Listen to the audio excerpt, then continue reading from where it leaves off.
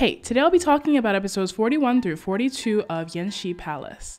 It's been 2 years since Yingluo's banishment, and she and Yuan are still living in Yuanming Garden. The Empress Dowager's birthday is coming up, and this year it will be hosted here.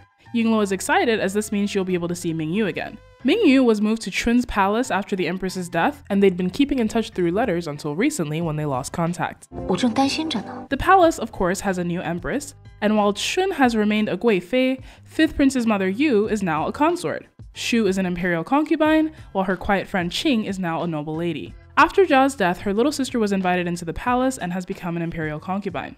Hilariously, rather than go through the hassle of finding a similar looking actress, they just stuck a mole on the same actress and called it a day. And then they have the gall to have people comment on how much prettier the younger sister is than her older sister. Hilarious. The royal procession arrives and Yingluo is indeed able to meet with MINGYU, but she doesn't seem like herself. 明玉，璎珞。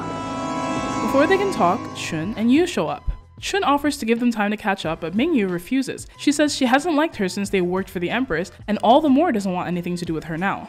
There has to be an explanation for this 180. Well, more like 360. Yingluo sneaks off that night and grabs MINGYU to speak to her in secret. It isn't long before she discovers that MINGYU's body is covered in bruises and guesses Chun must be mistreating her and forcing her to stay away from Yingluo. MINGYU is too scared to explain in detail, but she tells Yingluo that Chun has changed and she should be very careful of her. She runs off quickly before Chun can notice her absence. Thank goodness for MINGYU's warning, because that night, assassins tried to kill Yingluo in her bed. Luckily, she had time to make preparations. Yuan wants to help, but Yingluo is wary of leading him into danger. Instead, she meets with the Emperor when he comes to visit the Empress's offering table. Using the excuse that she hasn't been able to get the cakes the way the Empress liked, she manages to convince the Emperor to allow MINGYU to stop by and show her how she used to make them.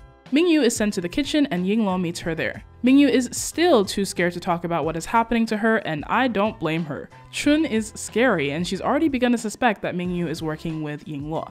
It's clear that MINGYU cannot be sent back to Chun's palace. Gritting her teeth, Yingluo cuts herself on the arm as an excuse to get a doctor in. Luckily, it's their old friend Dr. Ye. She has the good doctor check on MINGYU, and we get the horrific truth. Chun has been having needles forced in under MINGYU's skin. The needles move around in her body, causing her endless pain. The removal process is tough to watch. He needs to bring the needles to the surface and then force them out of the skin again.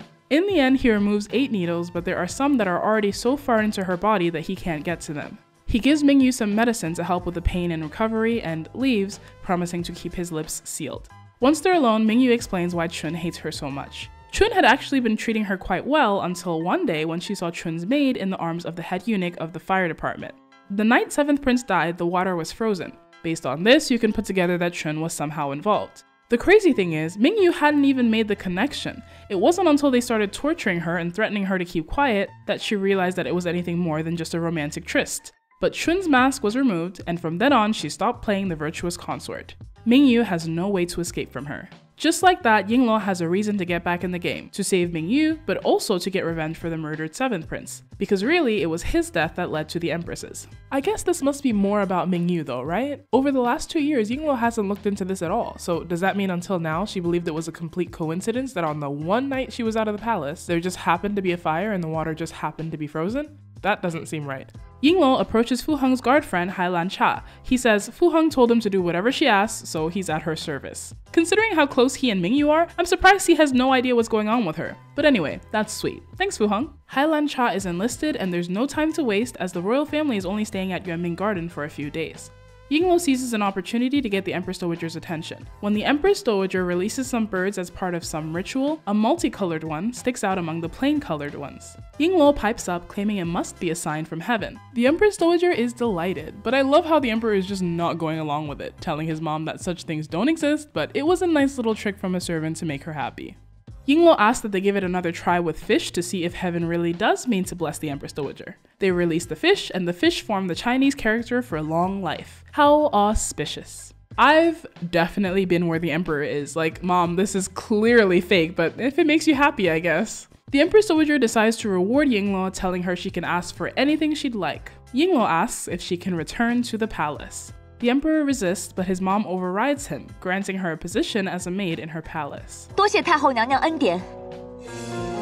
Thinking on his feet, in a bid to keep Yingluo away from his mother, he tells her she can't have her as a maid because he was planning on taking her in as a concubine and giving her the status of second-class female attendant. But then, rather than refusing, to everyone's surprise, the Empress Dowager is all for it, saying a girl as bright and pretty as Yingluo should be given the position of noble lady. How did we get here? Yingluo humbly accepts, and just like that, she becomes Wei Guiren. I'll keep calling her Yingluo though. Pushing her luck a bit, she asks for one last favor, that her BFF MINGYU be made her personal maid. And who can say no to that? In all of 24 hours, she saves MINGYU from what seemed to be an inescapable fate, but she seems to have saved one friend at the cost of another. Yuan confronts her about what she's done, and I must say, it really rubbed me the wrong way that she didn't tell him. They even went out of their way to show us that she had the opportunity and chose not to. That is not how you treat someone who's been like family to you for years, and I can more than understand Yuan's anger, hurt, and frustration. Especially since Yingluo is acting like this is no big deal. Like, girl, I promise I get why you feel like you had to do this, but what the hell is with this dismissive attitude? Why not just be real with him? Anyway, as Yingluo certainly expected, he doesn't take this well. He makes it clear that if she really goes back to the palace, then this will be the end of them. Damn. That night, the emperor summons her for bed duty. She dresses up to go and see him, but he has her wait outside while he takes care of some business. After a few hours, it's clear that this is some kind of power play, but Yingluo just lets it play out. Finally, he calls her in and tells her to undress. She takes off her pretty new clothes to reveal mourning clothes underneath. She says she's still in mourning for the Empress's death, so regretfully, she's unable to serve him. Yingluo, as always, comes out of left field and the Emperor has no rebuttal. So begins Yingluo's life as a concubine. Like I said, I can understand Yingluo's choice, and it is really noble of her to essentially sacrifice herself to save her friend, or sacrifice herself to get revenge for her fallen sister. But why was she acting like this? I feel like I must have missed something obvious. I'm just racking my brain trying to come up with a reason why she didn't just tell him the truth, and the only one I can come up with is that she worries that if she tells him that she's going back to the palace to save MINGYU, he might try to kill MINGYU out of anger? But that's ridiculous, right? If you have a better explanation, please let me know. I think a lot of people naturally have characters that they will defend to the death, and characters they just can't help but hate. Like Hailan and Huanbi are good examples. They have a lot of ride or die fans who will be there to support them no matter what they do.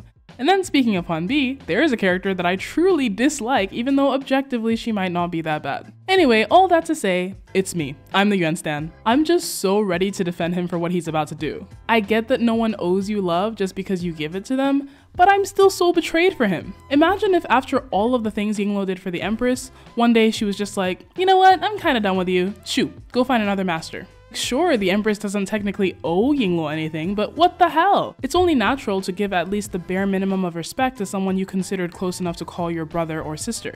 Anyway, I get the feeling my loyalty as a Yuanite is going to be tested because he is clearly going to the dark side.